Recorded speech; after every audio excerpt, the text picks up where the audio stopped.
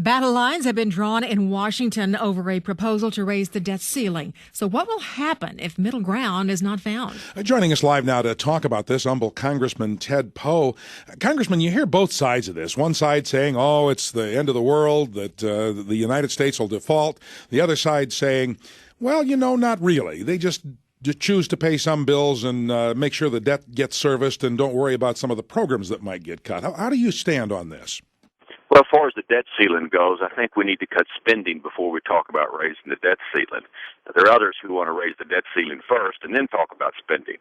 As far as the end of the world and we're all going to die if we come to that day in August, that's not going to happen. The country still has revenue coming in, and we will pay the necessary bills, the most important ones first, of course, and that's the military, public safety, and other bills. But eventually, we have to find a way to make sure that we have enough money, and one way to do that is to cut spending. And no deal has been reached with the administration yet, so that's where we are. Yeah, the Senate Democrats are actually talking about now, they've started talking about raising some forms of spending and changing the tax code in a way that would raise more revenue, too.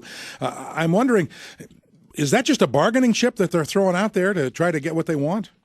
Yes, and I can tell you, in the House of Representatives, there's not going to be any new taxes on anybody. Americans, and the House especially, believes that most Americans are tired of paying more taxes, and the answer is not to raise taxes to pay for the federal spending. The answer is to cut federal spending. That's also the debate. And the House and the Senate don't agree on those two issues, whether to spend less or to raise taxes to bring in more revenue. All right. Thanks for talking with us this morning. Humble Congressman Ted Poe.